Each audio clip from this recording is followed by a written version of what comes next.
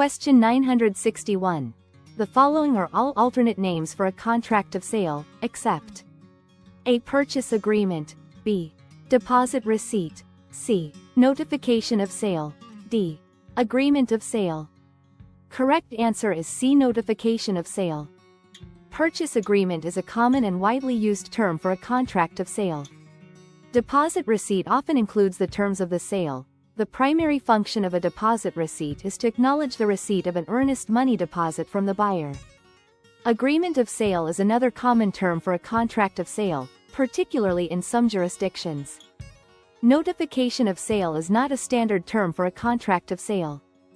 It typically refers to a document or notice informing interested parties about the sale of a property. Beyond the fundamental elements required for any contract, a typical sales agreement also includes crucial specifics. These often encompass contingency clauses, warranties, and various disclosures.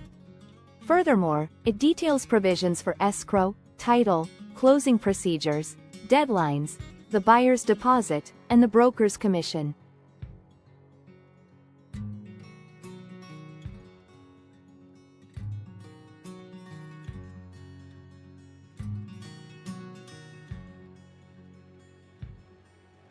Question 962.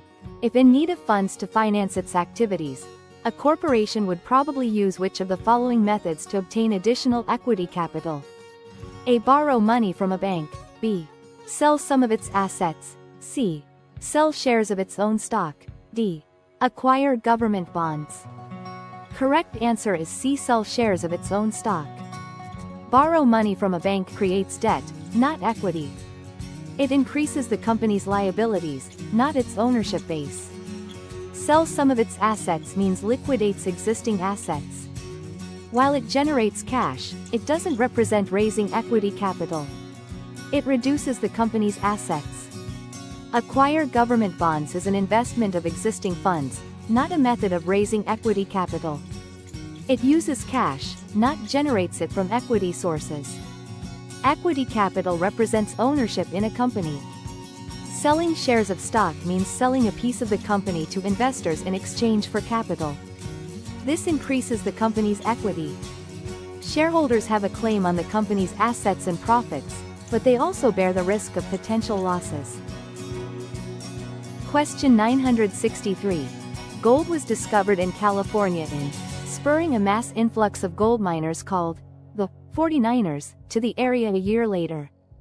A. 1842 at Sutter's Mill, B. 1849 at Sutter's Mill, C. 1848 at San Francisco, D. 1848 at Sutter's Mill. Correct answer is D. 1848 at Sutter's Mill. Gold was discovered at Sutter's Mill in Coloma, California, in January 1848.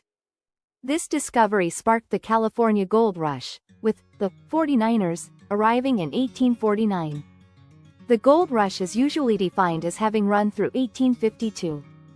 Eventually, the gold fields extended 400 miles through the mountains, from the Tuolumne River in the south to the Trinity River in the north.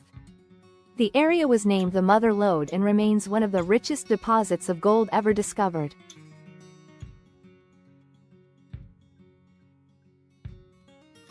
Question 964.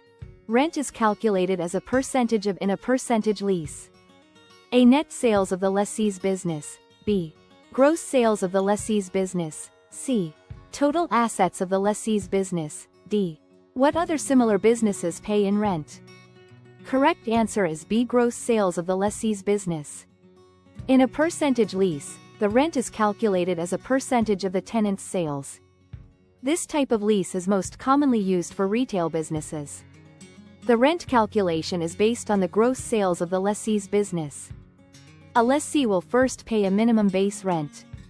When gross sales surpass a specified point, a lessee begins to pay a certain percent of every additional dollar in sales as additional rent. This means the rent fluctuates depending on how much revenue the business generates. This method allows the landlord to benefit directly from the tenant's success and high sales volume. While there's often a base rent component, the percentage part is tied to gross sales.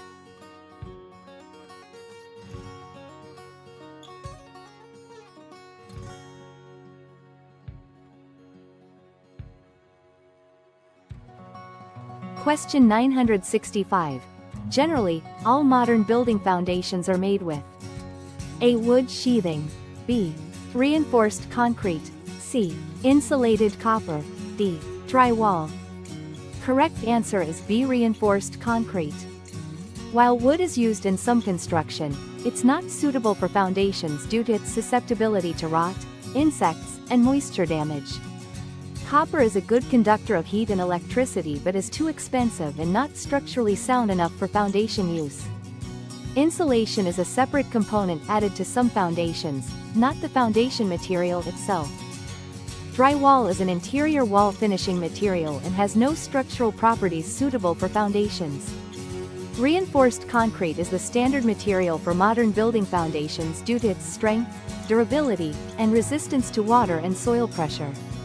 The steel reinforcement, rebar, adds tensile strength to the concrete, which is strong in compression.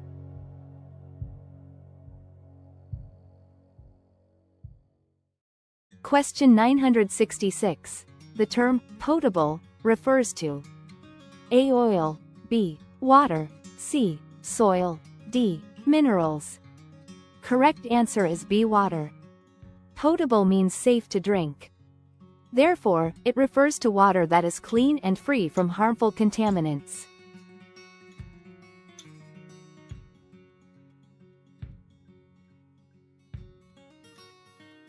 Question 967.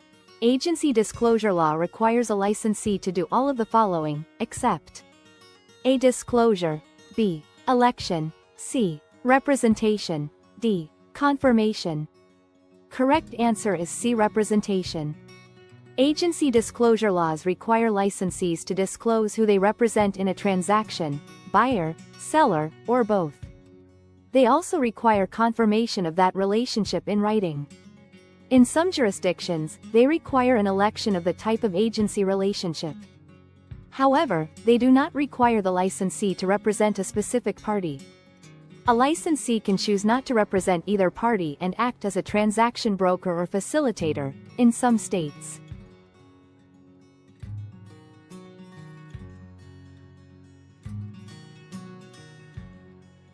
Question 968. When a seller provides credit on the basis of a note and trust deed, it is called A. Purchase money trust deed, B. Land contract, C. Wraparound mortgage, D. Soft money loan. Correct answer is A. Purchase money trust deed. In a land contract, also called a contract for deed, the seller retains legal title to the property until the buyer completes all payments. A wraparound mortgage encompasses an existing mortgage, with the seller providing additional financing. Soft money loan refers to a loan with below-market interest rates or other favorable terms.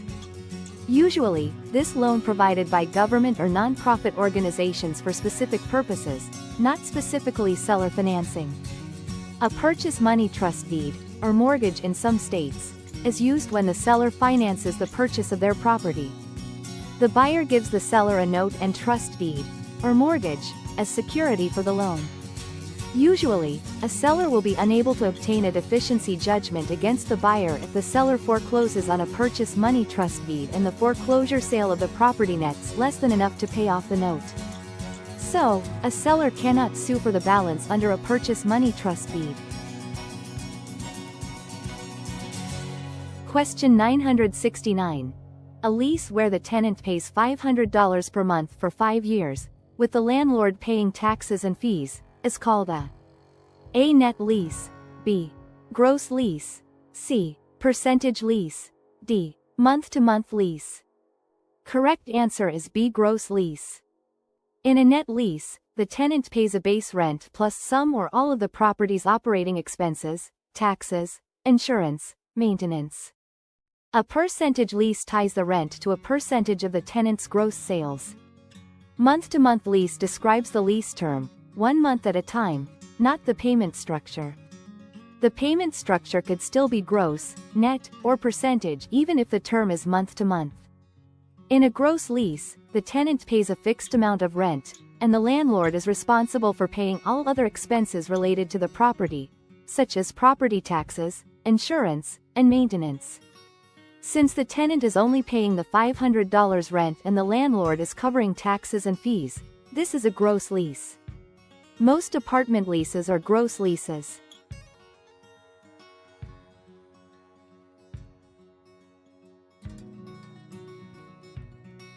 Question 970. The fire stop in a home refers to A. Fireplace chimney screen. B. Fire retardant insulation in the attic. C. Boards nailed between studs to block the spread of fire in the walls. D. What firemen refer to when they are called on to fight a blaze? Correct answer is C. Boards nailed between studs to block the spread of fire in the walls. These are often called fire blocks or fire stopping.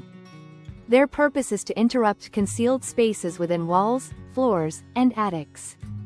By inserting solid materials, like wood boards, horizontally within the stud cavities, they create compartments, which helps to slow down the vertical and horizontal spread of fire and smoke. This is a crucial safety feature mandated by building codes.